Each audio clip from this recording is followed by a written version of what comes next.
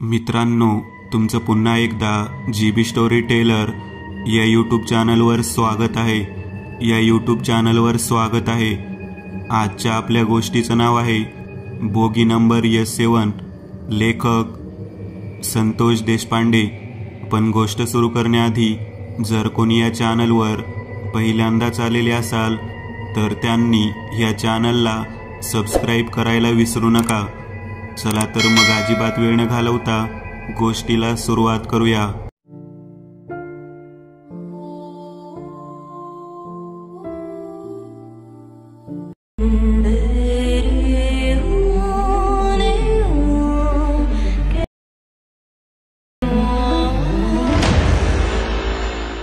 तनू, तुझी तयारी झाली का? राघव तनूला हाक मारत मारत सामान बांधत होता. हरीश आणि श्वेता आपली सुपरमार्केट जवळ वाट पाहत बसलेले आहेत. राही आणि संदीप दोघे जण गाडीमध्ये आहेत. आपल्याला लवकर निघायला हवं. एकतर दूरवरचा प्रवास आहे आणि आपण सारेजण प्रथमच एकत्रित निघालेलो आहोत. मला वाटतं लवकर पोहोचलेलं बरं.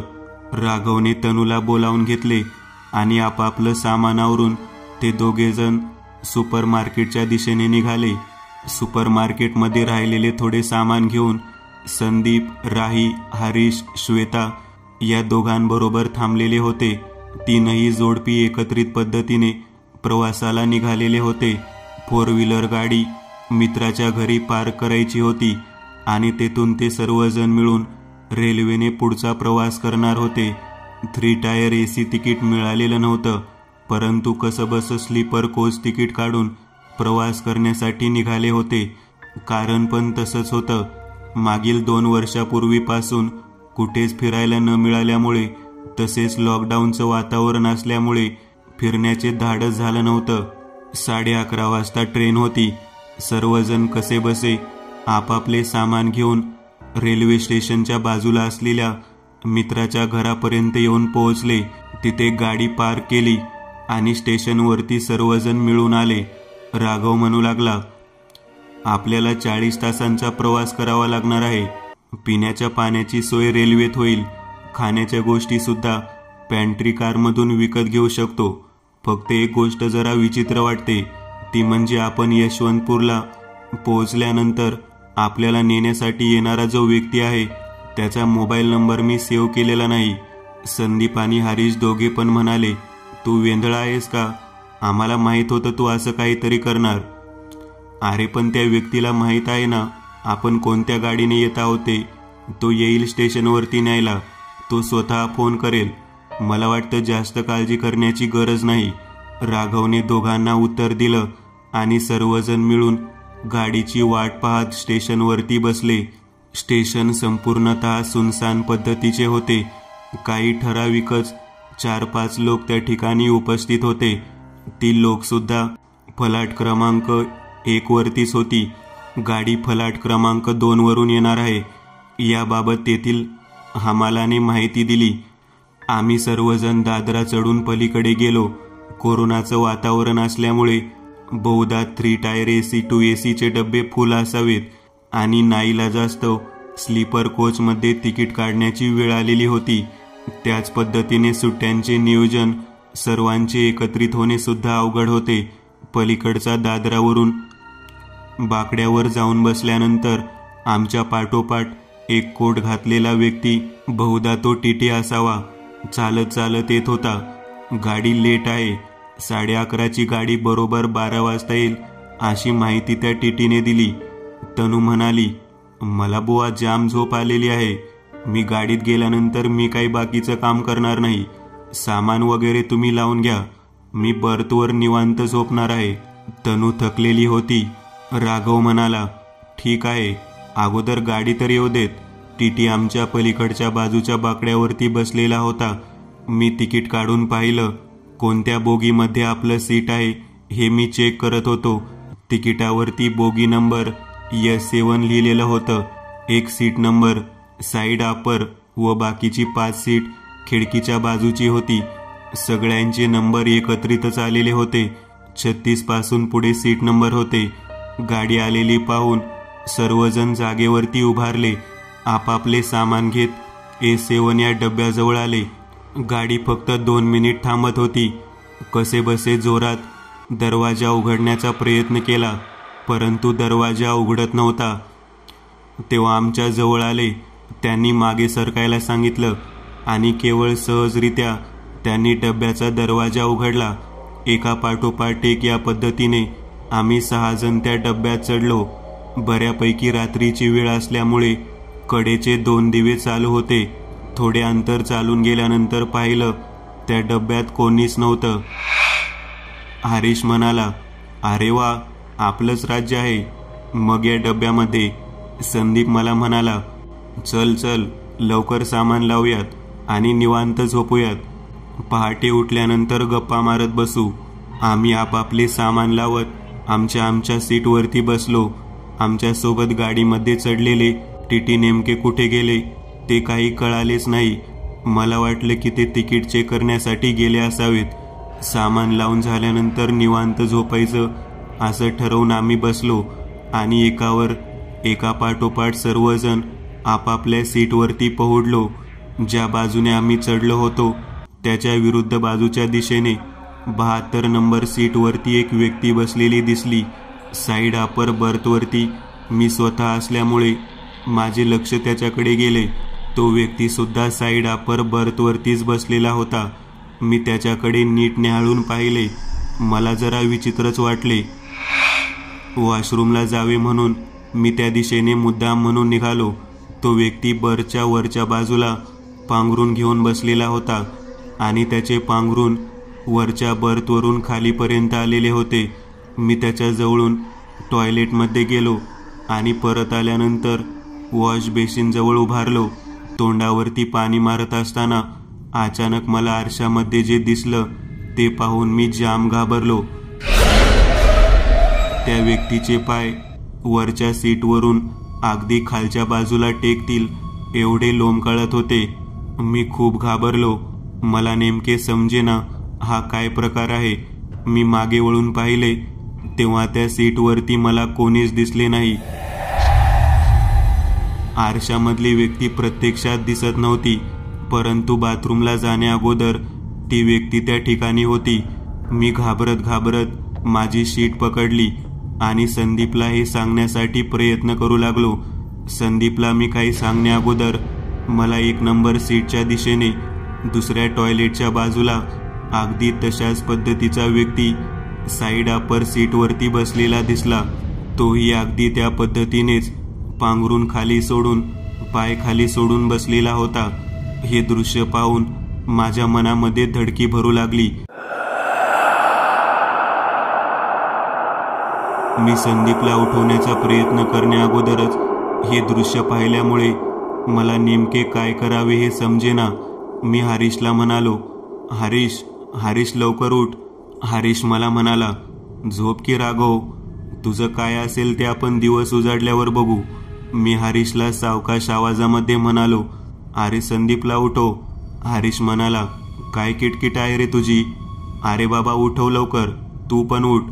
अचानक माझा आवाज वाढलेला पाहून दोघेही जागे झाले. त्याचबरोबर तनू सुद्धा जागी झाली. राही आणि श्वेता दोघीही म्हणाल्या, राघव काय झालं? तू एवढा घाबरल्यासारखा का वाटत आहेस? मी म्हणालो, काही नाही, या दोघांकडे काम होतं जरा, तुम्ही झोपा. माझ्या मनामध्ये एक विचार येऊन गेला, आपण जर यांना सांगितलं तर या पण घाबरणार, ओरडणार. त्या अगोदर नेमकी घटना खरी आहे का भास आहे याची शहानिशा करावी. म्हणून मी फक्त संदीप आणि हरीश या दोघांनाच म्हणालो, आपण बाजूच्या कंपार्टमेंटमध्ये जाऊ. मी त्या ठिकाणी तुम्हाला एक गोष्ट सांगतो. माझा घाबरलेला चेहरा पाहून हरीश आणि संदीप दोघेही म्हणाले, काय झालं राघव, एवढा घाबरला का आहेस? काय झालं? तू कशासाठी उठवला आम्हाला? मी म्हणालो, 1 नंबर सीटकडे पहा. अपर बर्थवरती बसलेली एक व्यक्ती दिसत आहे का? हो दिसत आहे. त्या व्यक्तीचे पाय खालीपर्यंत आले आहेत. अरे ती व्यक्ती बसलेली नाही, झोपलेली वाटते आणि त्याचं पांघरून खालीपर्यंत आलं आहे. तू ना राघव भित्रा माणूस आहेस बघ. त्यानंतर मी म्हणालो, अरे ऐकून तरी घ्या नीट, मी या बर्थवरती झोपलो होतो बाथरूमला जावे म्हणून मी 72 नंबर सीटकडे असलेल्या टॉयलेटच्या दिशेने गेलो. जाताना मला एक व्यक्ती दिसली. मी त्याच्या जवळून टॉयलेटमध्ये गेलो. नंतर वॉश बेसिनमध्ये हात धुवत होतो. मी चेहऱ्यावरती पाणी मारले आणि तोंड पुसत होतो. अचानक वाऱ्यामुळे पांघरून उडाले. माझे लक्ष त्याच्याकडे गेले. आरशामध्ये पाहिल्यानंतर मला त्या व्यक्तीचे पाय खालीपर्यंत आलेले आणि खाली टेकलेले दिसले. हे ऐकून दोघेही जण हसू लागले. मी म्हणालो, हसण्यासारखं काही नाही मित्रांनो. मी जे पाहिले ते तुम्ही पाहिलं असताना तुम्ही सुद्धा घाबरला असता. मला 72 नंबर सीट दृश्य अगदी जसंच्या तसं 1 नंबर सीटकडे दिसत आहे असं जाणवत आहे. मला खात्री करायची आहे की 72 नंबरच्या सीट जवळची व्यक्तीची आहे तीच व्यक्ती असावी त्या 1 नंबर सीट जवळ, व त्याचं पांघरून लोंबत आहे का ते त्याचे पाय आहेत ते पाहिले पाहिजे. दोघेही हसत म्हणाले, मग त्यात काय एवढं घाबरण्यासारखं, चला आपण खात्री करूयात. आम्ही तिघेही त्या दिशेने निघालो. आम्ही एका पाठोपाठ एक त्या दिशेने चाललो होतो. तेव्हा 36 नंबरच्या कंपार्टमेंटला पार केल्यानंतर जे दुसरे कंपार्टमेंट लागतं त्याच्या खिडकीमध्ये एक व्यक्ती बसलेली दिसली. अंधारामध्ये त्या व्यक्तीचा चेहरा अजिबात दिसत नव्हता, परंतु त्याचे पाय त्याने पुढच्या सीटवर ठेवलेले होते. त्याच्यानंतरच्या पुढच्या कंपार्टमेंटमध्ये सुद्धा दुसरी व्यक्ती तशीच बसलेली दिसली. अगदी तशीच खिडकीमध्ये होती. त्यानंतर आम्ही 3ऱ्या कंपार्टमेंटपर्यंत आलो. तिथेही तशीच व्यक्ती बसलेली दिसली. आता मात्र आमच्या सर्वांच्या मनामध्ये भीती वाटू लागली, कारण आम्ही त्या डब्यामध्ये फक्त 6 जण होतो. तो टीटी सुद्धा कुठे गायब झाला, काही कळालं नव्हतं. आणि अचानक गाडी कुठेही न थांबता या ठिकाणी या व्यक्ती आल्या कशा काय, माझ्या मनात हा विचार आला. परंतु संदीप लगेच म्हणाला, बघ, या ठिकाणी प्रवासी येऊन बसलेले आहेत त्यांच्या सीट नंबरवरती. आम्ही बोलत बोलत 1 नंबर सीटच्या बाजूचे अपर बर्थ जवळ पोहोचलो. संदीप अगदी हळू आवाजात म्हणाला, मला तर हे पांघरूनच वाटत आहे. आम्ही पलीकडे टॉयलेटमध्ये जात आहोत असा आविर्भाव करत टॉयलेटमध्ये गेलो. बाहेर आलो आणि पुन्हा एकदा एका पाठोपाठ एक आरशाच्या समोर उभा राहिलो. हरीश आरशामध्ये पाहत तोंडावर पाणी मारत होता. त्याचं लक्ष अपर बर्थवर त्या व्यक्तीच्या दिशेने गेले. ते पाहून हरीश मोठ्याने किंचाळला, संदीप, राघव, अरे त्याचे पाय पहा कसे लोंबकाळत आहेत. राघव म्हणतो ते खरं आहे. तेवढ्यात आम्ही वळून पाहिले, त्या ठिकाणी कोणीच नव्हते. आम्ही आमच्या बर्थ सीटकडे धावत धावत निघालो. आमच्या बायकांकडे काळजीपोटी धावत निघालो. त्यांच्या बर्थ सीटवर पाहिलं, तेथे पाहतो तर काय, सीटवर कोणीच नव्हते. आता मात्र सर्वजण खूपच घाबरलो. 1 नंबर सीटकडे पाहिलं तर टप्प्याटप्प्याने साईड अपर बर्थवरती बसलेली एक व्यक्ती दिसू लागली आणि त्या सर्वांचे पाय खाली लांबवर लोंबकाळत खाली टेकलेले होते. हरीश, संदीप आणि मी तिघेही जण साईड अपर बर्थवरनं लटकणाऱ्या पायांना पाहत होतो. एक व्यक्ती निळ्या रंगाच्या दिव्याच्या प्रकाशामध्ये दिसत होता. इतक्यात 2-3 लहान मुलं 1 नंबरच्या टॉयलेटकडून पळत पळत येताना दिसली. ती हसत होती. हसत हसत ती मुलं आम्हाला दुर्लक्षित करून तशीच पळत 72 नंबरच्या टॉयलेटकडे गेली. ती मुलं वर साईड अपर बर्थवरती बसलेल्या लोकांच्या लटकणाऱ्या पायाला उंच उडी मारून ओलांडता ओलांडता पलीकडे पोहोचलेली होती. हे दृश्य पाहताच आम्ही तिघेही जण आमच्या कंपार्टमेंटमधल्या सीटच्या अपर बर्थवरती लपून बसलो व बाजूला काय घडते ते पाहू लागलो. मनामध्ये धडकी भरलेली होती. जे दृश्य होते ते विचार करायला लावणारे होते. शांत आणि सावकाश आवाजामध्ये हरीश, संदीप दोघेही म्हणाले, आपण एका हॉन्टेड डब्यामध्ये आलेलो आहोत. या डब्याचे दार जेव्हा स्टेशनवर उघडत नव्हते ना, तेव्हाच मला जरा शंका वाटत होती. आतमध्ये आल्यानंतर डब्यामध्ये कोणीच नव्हते. मी म्हणालो, मला वाटतं या बाजूच्या टॉयलेटच्या भागामध्ये आपल्या बायका गेल्या असाव्यात. संदीप म्हणाला, शक्यच नाही, तिकडे तिघेजण एकत्र कशा जातील. हरीश म्हणाला, आपल्या बायका नेमक्या गेल्या कुठं. मी म्हणालो, चर्चा करत बसण्यापेक्षा त्यांचा शोध घेणे गरजेचे आहे. शोध घेण्यासाठी आपल्याला या समोर उभारलेल्या वाईट शक्तीने जागेवरून हालू तरी द्यायला पाहिजे. एका पाठोपाठ एक वेगवेगळ्या भयानक आणि रहस्यमयी गोष्टी समोर येत होत्या. तेवढ्यात एक टीटी जो आमच्या बरोबर चढलेला होता तो टॉयलेटच्या बाजूने चालत येऊ लागला. तो कुठे गायब झाला होता आणि तो आता लगेच कसा काय आला. संदीप म्हणाला, तो टीटी सुद्धा मला जरा वेगळाच वाटला. याचा आम्ही विचार करत होतो तोच त्याने पहिल्या कंपार्टमेंटमधल्या लोकांची तिकीट चेक करण्याचा आविर्भाव केला. आम्ही नीट पाहिलं तर त्या ठिकाणी अर्धवट जळालेल्या अवस्थेतली लोक आम्हाला दिसली. टीटीचा चेहरा आम्हाला नीट दिसत नव्हता. त्याने हातात बॅटरी धरलेली होती आणि त्याच्यामध्ये तो तिकीट चेक करत होता. मी तेवढ्या संदीपला म्हणालो, अरे तू श्वेता आणि राहीला फोन लाव ना. संदीप म्हणाला, अरे हो बरोबर आहे, त्या नेमक्या जर कुठे गेल्या असतील तर फोन उचलतीलच. त्यासुद्धा विचित्र दृश्य पाहून घाबरून तर सेटमध्ये गेल्या नसतील ना. हरीश म्हणाला, शांत राहा थोडा वेळ, काहीही बोलू नका, जे दिसतं ते नीट पहा. मला हा सर्व प्रकार या अगोदर कधीतरी घडला आहे आणि ती सर्व दृश्य आपल्याला आता दिसत आहेत असं वाटत आहे. हरीश जसं म्हणाला त्या पद्धतीने आम्ही सर्वजण अगदी शांत पद्धतीने दृश्य पाहत होतो. त्यावरती संदीप म्हणाला, आपण इथून हळूहळू एक एक जण करत बाथरूमच्या दिशेने जाणे गरजेचे आहे. त्या ठिकाणी पोहोचल्यानंतर पलीकडच्या डब्यामध्ये जाऊयात. म्हणजे मला वाटतं त्या ठिकाणी तनू, श्वेता आणि राही तिघेही जणी सापडतील. त्या बहुधा घाबरून त्या ठिकाणी गेल्या असाव्यात. त्यावरती मी म्हणालो, आपण एक एक जण एकटं जाणं योग्य आहे का. आमचे बोलणे सुरू होते आणि अचानक एक व्यक्ती काहीतरी विकायला घेऊन आला आहे आणि तो ओरडत आहे असे आम्हाला दिसले. बापरे, म्हणजे या डब्यामध्ये काहीतरी भयानक घडले असावे. त्यामुळे येथे हे सर्व व्यक्ती दिसत आहेत.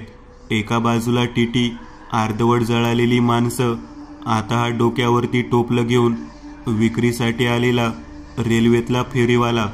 या डब्यामध्ये एकही व्यक्ती नव्हती आणि अचानक हे काय दृश्य दिसत आहे. रेल्वे वेगाने धावत होती. हरीश म्हणाला, खिडकी उघडून पाहायचे का, कोणते स्टेशन आहे. मी संदीपला म्हणालो, तू फोन लावून बघ, मुली कुठे आहेत. संदीप याने फोन लावला आणि रिंग वाजू लागली. मनामध्ये थोडा आत्मविश्वास वाढलेला होता. आम्हाला वाटलं की नक्कीच मुली काहीतरी बोलतील, श्वेता फोन उचलेल. त्याच वेळेला फोन उचलला गेला. संदीप अगदी सावकाश आवाजात बोलत होता, हॅलो श्वेता, तुम्ही कुठे आहात. श्वेता तू कुठे आहेस, बोल ना. त्याच वेळेला फोनमधून एक भयानक किंचाळी मोठ्याने ऐकू आली. त्यामध्ये एक स्त्री मोठ्याने किंचाळत होती.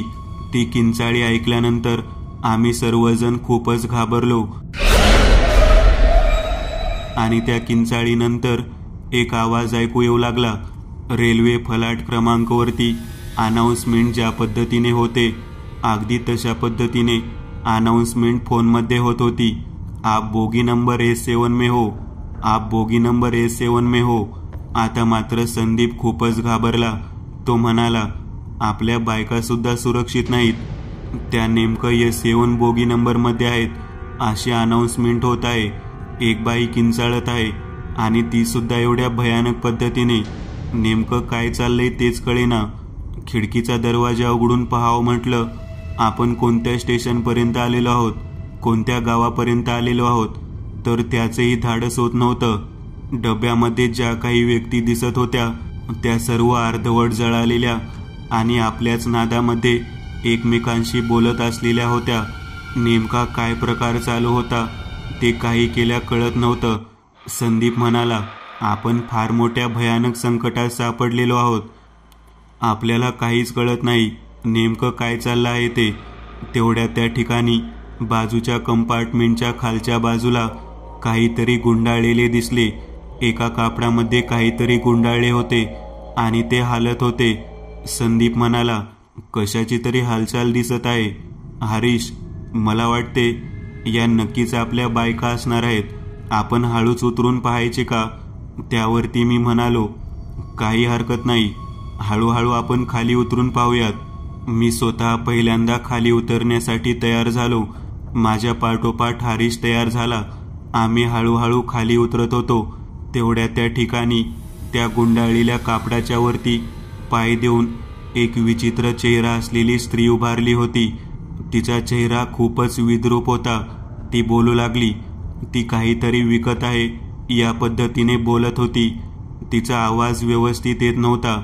अतिशय शांत पद्धतीने वातावरण असताना अचानकच मोठमोठ्याने त्या बाईचा ओरडलेला आवाज ऐकू येऊ लागला. संदीप म्हणाला, हा काय प्रकार आहे? ती विद्रूप चेहऱ्याची बाई म्हणू लागली, मुली घ्यायच्या का मुली? ताज्या ताज्या मुली. त्या हलणाऱ्या बोचक्यावरती पाय देऊन ती बाई उभारलेली होती. आता आम्हाला काही करून त्यामध्ये काय आहे याचा शोध घ्यायचा होता. या वाईट शक्तीसमोर आपण गेल्यानंतर आपल्याला त्या काही करतील का याची भीती अजूनच जास्त वाटत होती. कारण शोध एवढा महत्त्वाचा होता की घरातील बाई माणसं गायब झालेले होते. मी म्हणालो, आपण हळूहळू पुढे जाऊ. भले रांगत गेले तरी हरकत नाही, परंतु त्या बाईच्या पायाखाली गाठोडे आहे जे गुंडाळलेले आढळणारे. जे काही असेल ते आपल्याला पाहिलेच पाहिजे. ती बाई मोठमोठ्याने ओरडत होती. मागच्या बाजूने 2 भयानक चेहऱ्याच्या बायका चालत येताना दिसू लागल्या. हा काय प्रकार आहे? काही समजायच्या पलीकडची गोष्ट होती. एका डब्यामध्ये आम्ही अडकलेलो. त्यामध्ये हा चाललेला प्रकार काय घडते हे नेमकं आमच्याच वाट्याला का? इतक्यात संदीप म्हणाला, अरे बघ. ती बाई गुंडाळलेली गोष्ट फरफटत ओढून घेऊन बाथरूमच्या दिशेने गेली आणि त्या 2 बायका तिच्या मागे गेल्या. आता मात्र आम्हाला त्या दिशेने जाणे गरजेचे होते. आम्ही एका पाठोपाठ एक, हरीश, मी आणि संदीप त्या दिशेने रांगत रांगत जायचे ठरवले. कारण तिकडे पाहिले त्या दिशेने सर्व धड जळालेली लोक आणि भयानक चेहरे असणारे आत्मे दिसत होते. त्याच वेळेला तिकीट तपासण्याची लगबग आमच्या बरोबर त्या डब्यात चढलेला टीटी दिसला. तो आम्ही ज्या ठिकाणी रांगत होतो अगदी आमच्या डोक्याच्या समोर येऊन उभा राहिला. आता मात्र आम्हाला लक्षात आलं की आपल्याला नेमका उठवणार आणि काहीतरी बोलणार. मग ही सर्व जळालेली प्रेत आपल्याला स्पष्ट पाहणार आणि मग आपल्याही जीवाचं काही खरं नाही. हा विचार करेपर्यंत तो टॉयलेटच्या दिशेने गेला. आम्ही हळूहळू पुढे जायचे ठरवले. पुढे गेल्यानंतर ज्या टॉयलेटच्या आउट स्पेसमध्ये आम्ही जाण्याचा प्रयत्न करत होतो त्या ठिकाणी कोणीच दिसत नव्हते. मी संदीपला म्हणालो, तिथे कोणीच नाही. संदीप म्हणाला, आपल्याला 4ही टॉयलेट्स उघडून पाहायला हवेत. हरीश म्हणाला, ते 2 टॉयलेट तर पलीकडच्या डब्यातले आहेत ना. तो A-सेट नंबरचा डबा आहे, तिकडे बघायला काय हरकत आहे का? एका पाठोपाठ एक आम्ही तिघेजण एकेका टॉयलेटच्या आतमध्ये बघण्याचे धाडस करणार होतो. तेव्हा सर्वात प्रथम हरीशने अगदी अलीकडचे टॉयलेट उघडले. निळ्या निळ्या प्रकाशामध्ये एक स्त्री आतमध्ये उभारलेली दिसली. ती कोण होती आणि तिने दरवाजा आतून का लावला नव्हता हे मात्र समजलेच नाही. तेवढ्यात संदीप म्हणाला, अरे ही तर श्वेता आहे. हरीश, बाजूला सरक, तिला बाहेर येऊ देत. संदीपने आतमध्ये प्रवेश केला आणि श्वेताला घेऊन तो बाहेर आला. श्वेताला पाहून आम्हाला खूप बरे वाटले. ती बाहेर आलेली पाहून आता आमच्या लक्षात आले बाकीच्या टॉयलेट्समध्ये सुद्धा तनू आणि राहिया असणार. आम्ही लगेच दोघेजण बाजूच्या टॉयलेटमध्ये पाहू लागलो. हरीश म्हणाला, तू या टॉयलेटमध्ये पहा, मी पलीकडच्या मध्ये पाहतो. मी उजव्या हाताचे टॉयलेट उघडून पाहिले. त्यामध्ये राही दिसली. ती सुद्धा भ्रमिष्ठ व्यक्तीप्रमाणे टॉयलेटमध्ये उभारलेली होती. ती काहीच बोलत नव्हती. त्यांना कोणीतरी भ्रमित केले आहे असे मला पूर्णपणे जाणवले. मी तिला बाहेर बोलावले आणि हरीशला आणि संदीपला सांगितले, राहिया टॉयलेटमध्ये आहे, आता नक्कीच तनू भेटणार. हरीशने दरवाजा उघडला आतमध्ये कोणीच नव्हते. मी खूप कावराबावरा झालो. या दोघांच्या बायका मिळाल्या. माझी बायको तनू गेली तरी कुठे? आता मात्र मला काहीच सुचेना. मी शेवटचे राहिलेले टॉयलेट उघडले. त्यामध्ये सुद्धा कोणीच नव्हते. मी संदीप आणि हरीशला म्हणालो, अरे तनू मिळाली नाही आणि या दोघीजणी भ्रमिष्ठासारख्या नुसत्या का उभारलेल्या आहेत? त्यांना विचारा तनू कुठे आहे. त्यांना नीट माहिती विचारा, माझी तनू कुठे आहे. मी त्या दोघींना एका पाठोपाठ एक प्रश्न विचारू लागलो. संदीप म्हणाला, 2 मिनिट थांब, त्यांना भानावरती येऊ दे. हरीश सुद्धा तसेच म्हणाला, त्यांना भानावरती येऊ दे, ते अजून भेदरलेल्या अवस्थेत आहेत. नेमकं काय चाललंय तेच समजत नाही. आपण कशा पद्धतीने या भयानक डब्यात आलो मला काही कळेना. संदीप आणि हरीश म्हणाले, आपण या पुढे जाणाऱ्या वाटेने सेटमध्ये जाऊया आणि बाजूच्या दरवाजाला उघडून नेमके कुठे आलो ते पाहूयात. तेवढ्यात मी म्हणालो, अरे माझी बायको राहिली आहे ना, तुम्ही असे मला सोडून जाणार का? संदीप म्हणाला, अरे मी तसं म्हणत नाही. या दोघींना सुरक्षित ठिकाणी थांबवणे गरजेचे आहे. मी या दोघींबरोबर इथेच थांबतो. तू आणि हरीश दोघेजण तनूचा शोध घेता का? मला वाटते या डब्याची हद्द इथेच संपते. तेथून पुढे सेट हा डब्बा लागतो. हा सुरक्षित असावा. आपण सर्वजण या ठिकाणी पुन्हा एकत्र येऊ. तुम्ही दोघेजण जाऊन तुमचा शोध घ्या. मला खात्री आहे काहीही वाईट घडणार नाही. तनू आपल्याला भेटेल. माझा जीव कासावीस होत होता. या दोघांच्या बायका भेटल्या. माझी बायको नेमकी गेली कुठे? आम्ही तर या अगोदर सुद्धा शोध घेताना डब्यातील कंपार्टमेंटमध्ये पाहिले होते, परंतु त्यावेळेला सर्व विचित्र लोक त्या ठिकाणी दिसत होती, तेही जळालेल्या अवस्थेत. तनू हे दृश्य पाहून बेशुद्ध तर पडली नसेल ना? एका पाठोपाठ एक असे वाईट विचार मनामध्ये येऊ लागले. हरीश मला म्हणाला, तू काही काळजी करू नकोस. मी तुझ्याबरोबर पुन्हा एकदा डब्याच्या प्रत्येक कंपार्टमेंटमध्ये तनूचा शोध घेण्यासाठी येतो. या दोघींना सुद्धा संदीप बरोबर या ठिकाणी थांबू देत. तनू नक्कीच मिळेल. मग आपण सेट या डब्यातून बाहेर पडूयात. आम्ही दोघेजण लगबगीने पुढे जाण्यासाठी निघालो. दूरवर एका पाठोपाठ एक उभारलेले प्रवासी दिसत होते. सर्व प्रवासी काळवंडलेल्या चेहऱ्याचे, चेहऱ्यावरती प्रेत कळालेले, काही जळालेल्या अवस्थेतले, काही सडलेल्या अवस्थेतले. अशा एवढ्या लोकांमधून तनूला शोधायचे कुठे? हे आपल्याला जिवंत सोडतील का? यांच्याबद्दल दोघांच्या पण मनामध्ये शंका उपस्थित होत होती. या वाईट शक्तीला सामोरे जाण्यासाठी आमच्याजवळ कोणतीच पवित्र गोष्ट नव्हती. मी हरीशला म्हणालो, आपण किती विचित्र लोक आहोत. माझ्या घरातील काका मला नेहमी म्हणायचे की तुम्ही कुठेही जा, तुमच्यासोबत देवाचा अंगारा, कुंकू, विभूती, चंदन, गंध किंवा एखादा दोरा, ताईत, पदक काहीतरी ठेवायला हवे. मला या सर्व गोष्टी थोतांड वाटायच्या. तेवढ्यात हरीश म्हणाला, अरे काही काळजी करू नकोस. मला आठवत आहे, मी एक छोटी हँडबॅग घेतली होती. ती आपल्या जागेवरतीच आहे. त्या हँडबॅगमध्ये माझ्या आईचे व्यंकटेश स्तोत्रचे पुस्तक आहे. आपण अगोदर त्या पुस्तकाला आपल्या समवेत घेऊयात. मला वाटते आपल्याला नक्कीच त्याच्या स्तोत्रपठणाने काही ना काहीतरी शुभ संकेत मिळेल आणि आपण या संकटातून बाहेर निघू. मी म्हणालो, किती चांगली गोष्ट आहे. आपण ती लवकरात लवकर केली पाहिजे. चल, आपण कसे बसे आपल्या सीटपर्यंत पोहोचूयात. हरीश म्हणाला, पुन्हा एकदा खाली वाकून रांगत रांगत जावे लागेल. तशीही मध्यरात्र होऊन गेलेली आहे. हा विचित्र गोष्टींचा नंगानाच आपल्याला किती वेळपर्यंत पाहावा लागेल हे सांगता येत नाही. चल लवकर. तनू बिचारी कुठे आहे? ती काय करत आहे? तिचे काय झाले आहे हे मला काहीच कळत नाही. आपल्याला घाई करायला हवी. आमच्या 36 नंबर सीटपर्यंत पोहोचण्यासाठी आम्हाला काय काय करावे लागणार होते हे काही सांगता येत नव्हतं. कुठे कधी कोणती भयानक व्यक्ती दिसेल याचे काही भानच नव्हते. हरीश मला म्हणाला, रांगत खाली सरपट जाण्याशिवाय काहीही पर्याय नाही. तनू नक्कीच या डब्यामध्ये कुठेतरी असणार आहे. ज्या पद्धतीने आपल्याला श्वेता आणि राही मिळाल्या, तनू सुद्धा मिळेल. तू काही काळजी करू नकोस. आमच्या दोघांचे बोलणे पूर्ण झाले आणि आम्ही दोघेजण हळूहळू रांगत आमच्या 36 नंबर सीटच्या दिशेने जाण्यासाठी निघालो. तेवढ्यात हातामध्ये फरशी वाजवत कोणतरी समोरून आमच्याप्रमाणेच खालच्या भागातून स्वतःचे ढोपर खडबडत पुढे चालत असलेला एक व्यक्ती दिसला. आता यावेळेला इथे कोण व्यक्ती आला आणि तो सुद्धा आमच्या समोरून.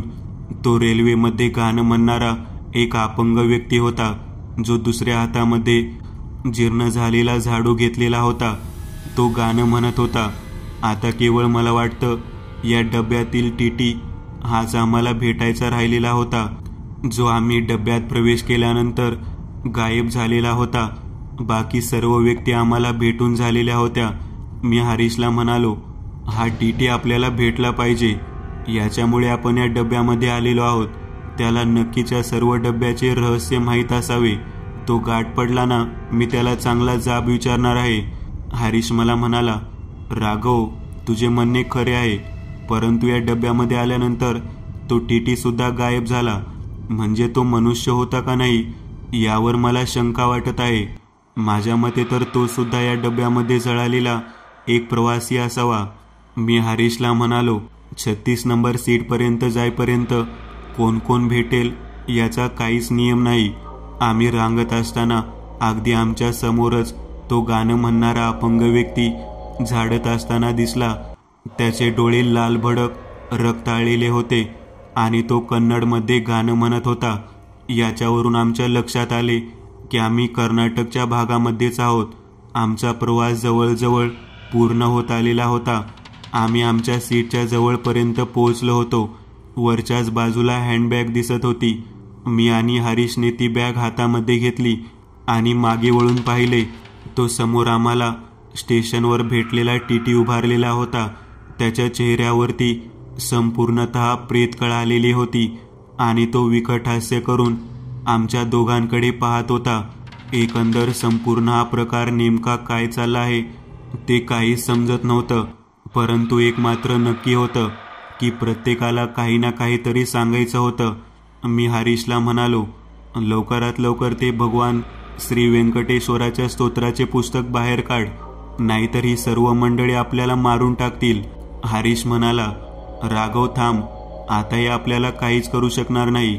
मला तर वाटतं या पुस्तकामुळेच आपल्याला या भागातून बाहेर पडता येईल. एवढेच नव्हे तर तनूसुद्धा आपल्याला भेटेल. हँडबॅगमधलं व्यंकटेश स्तोत्राचे पुस्तक हातात धरलं आणि मला म्हणाला, माझ्या पाठोपाठ स्तोत्र म्हणायला सुरुवात कर. आपण या स्तोत्राचे 7 आवर्तन करूयात. स्तोत्र म्हणत असताना डोळे मात्र शांततेने मिटून घे आणि मनामध्ये तनू मिळावी हा भाव हृदयापासून प्रकट कर. त्यांना सांगितल्याप्रमाणे मी डोळे मिटून घेतले, हात जोडले आणि त्याच्या पाठोपाठ व्यंकटेश स्तोत्र म्हणायला सुरुवात केली. थोडा वेळ गेला. सर्वत्र शांतता ऐकू येत होती. कुठेही कसलाही आवाज मात्र अजिबात येत नव्हता. जो चाललेला सर्व भूताटकीचा खेळ होता तो बहुधा संपुष्टात आला असावा. अशा आविर्भावामध्ये आम्ही दोघेही जण व्यंकटेश स्तोत्र पूर्ण करेपर्यंत आलेलो होतो. हरीश म्हणाला, 7 वेळा म्हणावे तेव्हा फलप्राप्ती नक्की होते. त्यामुळे डोळे तसेच बंद ठेवून आम्ही दोघेजण व्यंकटेश स्तोत्र म्हणू लागलो होतो. माझ्यामध्ये एक अनामिक पद्धतीचा विश्वास निर्माण झालेला होता की नक्कीच आम्हाला यातून चांगले काहीतरी रिझल्ट मिळणार. मी मनोभावे माझ्या पत्नीला डोळ्यासमोर आठवत होतो. मला काही ना काहीतरी संकेत भगवान देतील याची अपेक्षा होती. या संपूर्ण जळालेल्या पिशाच्यांसमवेत आम्ही कित्येक वेळ घालवलेला होता, परंतु बाहेर पडण्याचा मार्ग मात्र अजिबात दिसत नव्हता. 5 आवर्तने झालेली होती. अजून 2 आवर्तने शिल्लक होती. मी मनापासून स्तोत्र पठण करत होतो आणि हरीश सुद्धा अतिशय श्रुश्राव्य आवाजामध्ये स्तोत्र म्हणत होता. त्याच वेळेला माझ्या नजरेसमोर एक संकेतांक मिळाला. ज्याप्रमाणे S8 या डब्याच्या बाजूला 4 टॉयलेट्स होती, त्याच पद्धतीने S6 या डब्याच्या बाजूलाही 4 टॉयलेट्स होती. त्यातील 2 S7 डब्याची होती. तिकडेच तनू मिळेल असा मनामध्ये विश्वास निर्माण झालेला होता. एक प्रकारे हा देवाने दिलेला संकेत होता. 7 आवर्तन झाल्यानंतर A7 या डब्यातील संपूर्ण वातावरण बदललेलं होतं. एकाही व्यक्तीचा आवाज आम्हाला ऐकू येत नव्हता. हरीश म्हणाला, 7 आवर्तने झालेली आहेत. मला वाटतं आपण डोळे उघडायला काहीच हरकत नाही. हरीशच्या सांगण्याप्रमाणे भगवान श्री व्यंकटेश्वराचा गजर करून आम्ही दोघांनीही डोळे उघडले. ज्या वेळेला आम्ही डोळे उघडले त्यावेळेला मात्र समोर जे दृश्य पाहिलं ते अतिशय वेगळ्या पद्धतीचं होतं. आम्हाला वाटलं होतं की कोणताही प्रेतात्मा, कोणतीही वाईट शक्ती या ठिकाणी आता उपस्थित नसणार आहे, परंतु उलटे झाले होते. संपूर्ण डब्यामध्ये हात जोडून उभारलेल्या अवस्थेमध्ये सर्व जळालेले प्रेतात्मे दिसत होते. हा प्रकार नेमका काय आहे हे आम्ही समजण्याच्या पलीकडे होतो. मी हरीशला म्हणालो, हरीश, येथे व्यंकटेश्वर स्वामीचे नामस्मरण केल्यानंतर सर्व वाईट शक्ती निघून जायला हवी आहेत, परंतु या तर आपल्या समोर हात जोडून उभारलेले आहेत. हरीश मला म्हणाला, अरे याच्या मागे सुद्धा काहीतरी कारण असणार आहे. या संपूर्ण डब्यामध्ये आपल्याला कोणाला कोणत्या पद्धतीने कुठल्याच पिशाच्या शक्तीने काहीही त्रास दिला नाही याची गोष्ट लक्षात घे. समोर उभारलेले सर्व प्रेतात्मे व्यंकटेश्वर स्वामीचा गजर केल्यानंतर मनाने डोलू लागले होते. मी म्हणालो, अरे या व्यंकटेश्वर स्वामींच्या नामस्मरणाने भूतशक्ती, प्रेतशक्ती कुठल्याही पद्धतीने समोर राहत नाही असे पण ऐकले होते, परंतु भेटले तर या सर्व गोष्टी समोर उभ्या ठाकलेल्या दिसत आहेत. माझे बोलणे पूर्ण होईपर्यंत डब्यातून दुसऱ्या दिशेने पाहण्याचे धाडस करण्यासाठी आम्ही पुढे निघालो.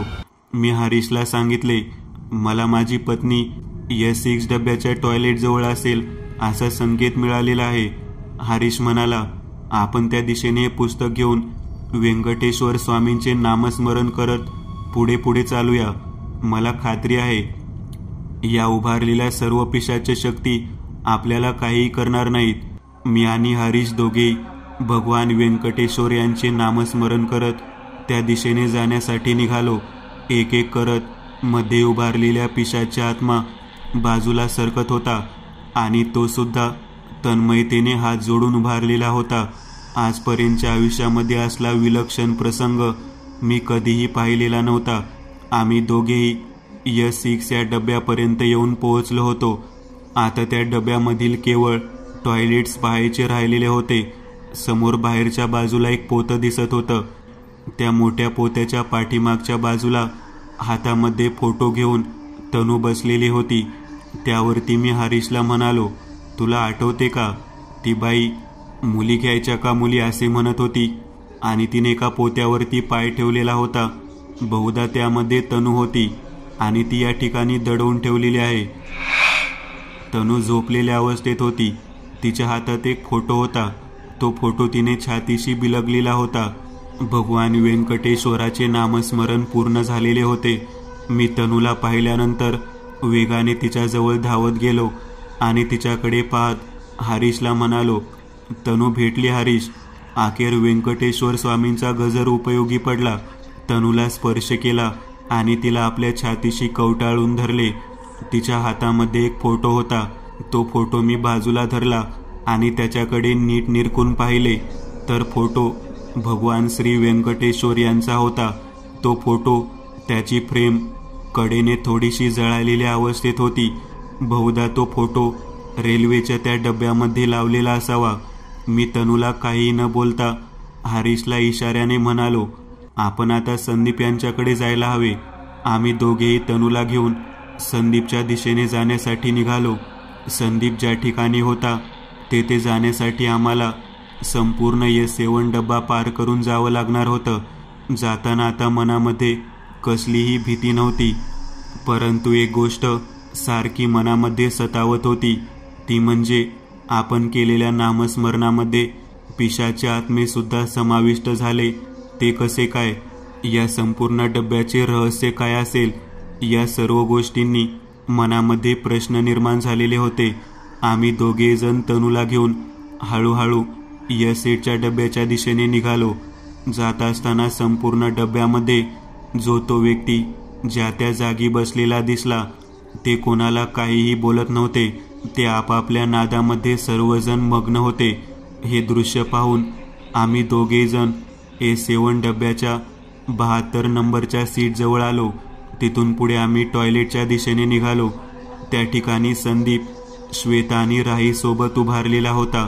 आम्हाला पाहून संदीप खूप खुश झाला आणि तो म्हणाला, आता आपल्याला लागलीच या डब्यातून उतरावे लागेल. आपण रेल्वे थांबण्याची वाट पाहूयात. त्याच वेळेला हरीश आणि मी दोघेजण त्याला म्हणालो, आपण एकदा भगवान व्यंकटेश्वर स्वामींचा गजर करूयात आणि S8 या डब्याच्या भागामध्ये प्रवेश करूयात. आम्ही सर्वांनी मिळून भगवान व्यंकटेश्वर स्वामींचा गजर केला आणि S8 या डब्याच्या भागामध्ये प्रवेश करण्यासाठी पाऊल उचलले. त्या डब्याच्या दिशेने आम्ही जात असताना आम्हाला समोर पत्र्याचे शटर लावलेले दिसले. एखाद्या डब्यातून दुसऱ्या डब्यात जाताना जशी वाट असते तशी वाट होती, परंतु शटरने तो दरवाजा बंद केलेला होता. हरीश मला म्हणाला, मला खात्री आहे आपण देवाचे नामस्मरण करून हा दरवाजा जोराने वरच्या दिशेने खेचू. आम्ही दोघांनीही नामस्मरण केले आणि दरवाजा वरच्या दिशेने खेचला. एक अनामिक शक्ती अंगामध्ये आल्यासारखी झालेली होती आणि तो दरवाजा वरच्या दिशेने उघडला गेला. आम्ही त्या डब्याच्या भागामध्ये गेलो तेव्हा तिथे सर्वसामान्य लोकांप्रमाणे हालचाल सुरू होती. सर्व प्रवासी आपापल्या नादामध्ये मग्न होऊन झोपलेल्या अवस्थेत होते. पहाटेची वेळ झालेली होती. आम्ही त्या डब्यामध्ये आमच्यासारखीच शांततेने झोपलेली लोक पाहिली. त्या ठिकाणी एक तरुण टीटी 7 नंबर सीटवरती बसलेला दिसला. आम्ही त्याला पाहून बोलू लागलो. तो झोपेतून जागा होत आमच्याकडे पाहून त्या शटरच्या दरवाजाकडे पाहू लागला. तो आम्हाला बघून खाडकन जागेवरती उभा राहिला. त्याने त्याच्या डोक्याला हात लावला आणि तो म्हणाला, तुम्ही या डब्यातून आलेला आहात का? आम्ही त्याला होकारार्थी मान हलवली. तेव्हा तो आश्चर्यचकित भावमुद्रेने आमच्याकडे पाहून घाबरून घाबरून मागे सरकू लागला. त्याला मागे सरकताना पाहून मी म्हणालो, घाबरू नका, आम्ही प्रेत आत्मे अथवा पिशाचे आत्मे नाही. आम्ही भगवान व्यंकटेश्वरचे नामस्मरण करणारे लोक आहोत. तो म्हणाला, हे कसे काय शक्य आहे? हा दरवाजा कधीच उघडत नाही. या डब्यामध्ये कुठलाही व्यक्ती प्रवेश करू शकत नाही. या डब्याच्या आतमध्ये जाण्यासाठी कोणतीही वाट नाही. याचा दरवाजा कधीच उघडला जात नाही. प्रशासनाने हा डबा कायमस्वरूपी बंद केलेला आहे. हे ऐकल्यानंतर आम्ही सर्वजण पुन्हा एकदा आश्चर्यचकित झालो आणि त्याला म्हणू लागलो, अहो, हे कसे काय शक्य आहे? आम्ही कुडची स्टेशनवरून 11:30च्या सुमारास या डब्यामध्ये चढलो होतो. त्या स्टेशनवरती केवळ एकच व्यक्ती आमच्या समवेत या डब्यामध्ये चढला होता. तो सुद्धा स्वतः टीटी होता. त्याच्यामुळे आम्ही S7 या डब्याचा दरवाजा उघडू शकलो. आम्हाला तो दरवाजा उघडत नव्हता. त्याने स्वतःच्या हाताने तो दरवाजा उघडला, अगदी सहजासहजी, आणि तो आमच्याबरोबर या डब्यामध्ये आत आलेला होता. त्याच वेळेला तो टीटी म्हणाला, हे कसे काय शक्य आहे? तब्बल 20 वर्षापासून या गाडीला S7 हा डब्बा जोडलेला आहे. तो केवळ यासाठी की हा डब्बा जोडल्याशिवाय या गाडीचा प्रवासच पूर्ण होत नाही. प्रशासनाने या कारणामुळे हा डब्बा सर्व बाजूंनी बंद करून खिडक्यांना वेल्डिंग करून बंद केलेला आहे. पूर्वीचे लोक म्हणतात की हा डब्बा हॉन्टेड डब्बा आहे, परंतु हा डब्बा गाडीला जोडल्याशिवाय प्रवास पूर्ण होत नाही. या गोष्टीसाठी या रेल्वेच्या प्रवासामध्ये जोडलेला आहे. हरीश, मी, संदीप, श्वेता, राही आणि तनू आम्ही सर्वजण समोर बसून हा सर्व भाग ऐकत होतो. प्रत्येकाला जी जी शंका वाटत होती ती शंका प्रत्येकजण विचारत होता. तेव्हा त्या दिशेला आम्ही विचारले, या डब्यामधून तुम्ही बाहेर आलात खरे, ते कसे काय? आम्ही सर्वात प्रथम स्टेशनवरून आम्ही अनुभवलेली गोष्ट त्याला सांगायला सुरुवात केली. कशा पद्धतीने आम्ही स्टेशनवरती आल्यानंतर आम्हाला तिथे एक टीटी भेटला. आम्ही दरवाजा उघडण्याचा प्रयत्न केला, परंतु तो दरवाजा उघडला नाही आणि त्या भेटलेल्या टीटीने दरवाजा उघडला आणि आत प्रवेश केलेली गोष्ट सांगितली. त्यानंतर आतमध्ये ज्या ज्या घटना घडल्या त्या सर्व घटना त्या टीटीला सांगत होतो. या सर्व घटना या अगोदर सुद्धा कोणासोबत घडल्या असाव्यात असे म्हणाला, परंतु या डब्यातून बाहेर येणारी व्यक्ती कधी कोणी पाहिलीच नाही. त्यानंतर त्याने आम्हाला विचारले, तो टीटी, त्याच्याबरोबर किती लोक तुम्हाला दिसले? तेव्हा आतमध्ये संपूर्ण रेल्वेचा जसा प्रवास घडतो अगदी तशाच पद्धतीने सर्व लोक आम्हाला दिसत होते. एक गोष्ट अशी होती की या प्रवासामध्ये दिसलेला प्रत्येक व्यक्ती जळालेल्या अवस्थेत दिसत होता. त्याची त्वचा, त्याचे चेहरे संपूर्णतः जळालेले होते आणि तेही फार भयानकरित्या दिसत होते. यामागचे कारण आम्ही त्या टीटीला विचारले. तेव्हा त्याने हकीकत सांगायला सुरुवात केली. तो म्हणाला, कित्येक वर्षापूर्वी, साधारण 21 वर्ष झालेली असावीत, या गाडीच्या S7 डब्यामध्ये एक भयानक दुर्घटना घडलेली होती. या डब्यामध्ये काही बिडी सिगारेट ओढणारे लोक बसलेले होते. बरेच लोक म्हणतात की त्यांच्यामुळे डब्यामध्ये आग लागली आणि मध्यरात्रीच्या वेळेला ती पसरत गेली. झोपेत लोक असल्याकारणाने आणि हा शेवटचा दरवाजा बंद असल्याकारणामुळे त्या लोकांना कुठेच धावता आले नाही. एका पाठोपाठ एक असे करत सर्वच्या सर्व लोक आतमध्ये जळून होरपळून मरून गेली. ही घटना एवढी भयानक होती की त्या गाडीत बसलेल्या लोकांची ओळख पटवणे सुद्धा खूप अवघड झाले होते. त्याच वेळेला तनूच्या हातातील भगवान व्यंकटेश्वर स्वामींचा फोटो आम्ही पुढे करून त्यांना म्हणालो, हा फोटो फक्त आम्ही त्या डब्यातून घेऊन आलेलो आहोत, ज्याच्यामुळे माझी पत्नी वाचलेली आहे. टीटी म्हणाला, अरे हेच तर खरे आश्चर्य आहे. या डब्यामध्ये प्रवास करणारे सर्व प्रवासी हे तिरुपती बालाजीच्या दर्शनासाठी जाणारे होते आणि त्यांच्या बाबतीत ही घटना घडल्यामुळे सर्वत्र हळहळ व्यक्त केली जात होती. आता संपूर्ण प्रकार उघडकीस आलेला होता. हरीश म्हणाला, राघव, तुझ्या लक्षात आले का? हे जे काही घडले ते आपल्या नशिबानेच घडले. या डब्यातील सर्व लोकांना एक प्रकारे आपण मुक्ती देण्याचे काम केले आहे. मी म्हणालो, ते कसे काय? त्यावरती हरीश आणि संदीप दोघेही म्हणू लागले, तुझी पत्नी वाचण्यामागचे कारण हा अर्धवट जळालेला फोटो आहे. त्याहीपेक्षा महत्त्वाची गोष्ट म्हणजे आपण दोघेजण ज्या अतिशय शांत पद्धतीने, एकाग्र चित्ताने भगवान श्री व्यंकटेश्वराचे स्तोत्र पठण करत होतो, ती गोष्ट या सर्वात महत्त्वाची गोष्ट ठरलेली आहे. कारण त्या सर्व जळालेल्या प्रेतात्म्यांची शेवटची इच्छा भगवान व्यंकटेश्वर स्वामी यांचे दर्शन होती. त्यांची इच्छा त्या नामस्मरणामुळे पूर्ण झाली. ते सुद्धा आपल्याबरोबर हात जोडलेल्या अवस्थेत आपल्याला दिसत होते.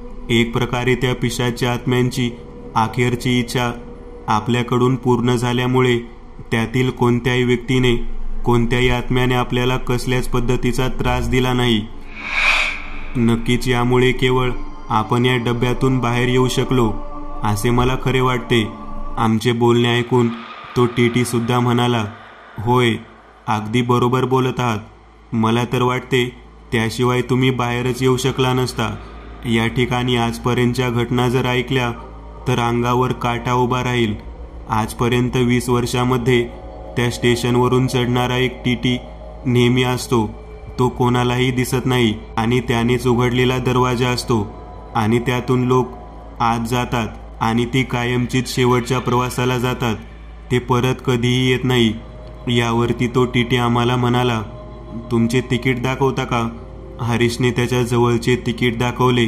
ते तिकीट कुडची स्टेशनवरूनच बुक करण्यात आलेले होते. आता मात्र तो डब्यामधला टीटी म्हणाला, हे कसे काय शक्य आहे? या तिकिटावरती बोगी नंबर S7 असे लिहिलेले आहे. या डब्याच्या नावाची तिकीट कधीच आरक्षित केली जात नाहीत. मुळात या डब्याला S7 हे नाव देण्यात आलेलं, कट करण्यात आलेलं आहे. तरी सुद्धा कशी काय आरक्षित झाली? त्याच वेळेला तिकिटाचे आरक्षण करणारा मी स्वतः त्यांना म्हणालो, अहो, आम्हाला कुठूनही रिझर्वेशन मिळत नव्हते. तेव्हा मीच हे तिकीट बुक करण्यासाठी गेलो होतो. मला कोणत्या डब्यामध्ये तिकीट मिळाले आहे ते काही माहीत नव्हते. परंतु आम्ही त्या कुडची स्टेशनवर आल्यानंतर ते तिकीट कोणत्या डब्यातले आहे हे पाहण्यासाठी बाहेर काढले आणि त्यानंतरच आमच्या मागे तो टीटी येत होता. यावरती तो डब्यातील टीटी म्हणाला, नक्कीच त्या टीटीच्या त्या ठिकाणी असणाऱ्या वास्तव्यामुळे हे तिकीट तुमचे S7 डब्याचे आहे असे तुम्हाला दिसले असावे आणि तुम्ही आपोआपच त्या भयानक डब्यामध्ये गेलेला असावात. या गोष्टीवरती आम्ही सर्वजण म्हणालो, अगदी बरोबर आहे. बहुधा तो टीटी त्या स्टेशनवरून सर्व लोकांना त्या डब्यामध्ये घेऊन जात असावा. त्यामुळेच कित्येक लोक त्या डब्यामध्ये गायब झालेले असावेत. याचा दरवाजा उघडणारा व्यक्तीसुद्धा तोच आहे. आम्ही त्या अर्धवट जळालेल्या फोटोला शीटवर ठेवत त्याच्या सर्वजण मिळून पाया पडलो. आम्ही दर्शन घेतल्यानंतर स्वतः टीटी सुद्धा दर्शन घेत होता. तो नामस्मरण करून आम्हाला म्हणाला, तुमच्या जवळच असणारे व्यंकटेश्वर स्वामींचे पुस्तक हेच तुम्हाला वाचवण्यासाठी उपयुक्त ठरलेले आहे. तुम्ही आता जो प्रकार सांगितला, असा प्रकार माझ्या उभ्या आयुष्यात मी कधी ऐकलेला नाही. हे सर्व जे काही घडले ते भगवान व्यंकटेश्वर स्वामींच्या इच्छेमुळेच घडले. तुम्हाला त्या लोकांना मुक्ती देण्यासाठी हा भयानक प्रवास त्या बोगीमधून करावा लागला. आम्ही सर्वजण एका पाठोपाठ एक त्या टीटी बरोबर तेथील आलेला संपूर्ण अनुभव शेअर करून झाल्यानंतर शांत निवांत पद्धतीने त्याच डब्यामध्ये बसून राहिलो.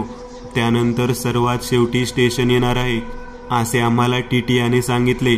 आम्ही आमचे सामान घेऊन उतरत असताना तो एक गोष्ट मात्र बोलून गेला, जी आजही आम्ही कधीही विसरत नाही. हा प्रवास तुमच्यासाठी एक विलक्षण अनुभव असेल, परंतु या डब्यात जो व्यक्ती आत गेलेला आहे तो आजपर्यंत परत बाहेर कधीच आलेला नाही. तो त्याच्यासाठी शेवटचा प्रवास ठरलेला आहे. आम्ही त्याचे बोलणे ऐकत आणि तो फोटो छातीशी धरून त्या S6 या डब्यातून उतरून स्टेशनवर उभा राहिलो. समोर पाहिले तर तो डब्बा संपूर्णतः बंद होता.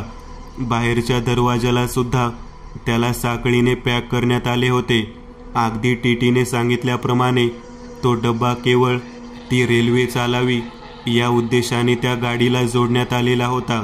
एक भयानक प्रवास अगदी चांगल्या रीतीने संपुष्टात आलेला होता. परंतु जाताना आम्ही नीट पाहिले तेव्हा त्या डब्यावरती बोगी नंबर S7 हे नाव मात्र जसेच्या तसे दिसत होते. मित्रांनो, आज पुरतं एवढंच. तुम्हाला जर काही गोष्ट आवडली असेल तर नक्की लाईक करा. तुमच्यापैकी बरेचसे जण व्हिडिओ लाईक न करताच पळून जातात, पण हा जर व्हिडिओ तुम्ही लाईक केला तर मला जरा बरं वाटेल आणि असेच भारी भारी व्हिडिओ बनवायची माझ्यात एनर्जी येईल. त्यामुळे नक्की लाईक करा आणि अजूनही कोणी या चॅनलला सबस्क्राईब केलेलं नसाल तर लगेच सबस्क्राईब करून टाका आणि बाजूची घंटी ती मात्र दाबायला विसरू नका. देवाची घंटी आहे ती. चला तर मग पुन्हा भेटूया अशीच एक आगळी वेगळी गोष्ट घेऊन पुढच्या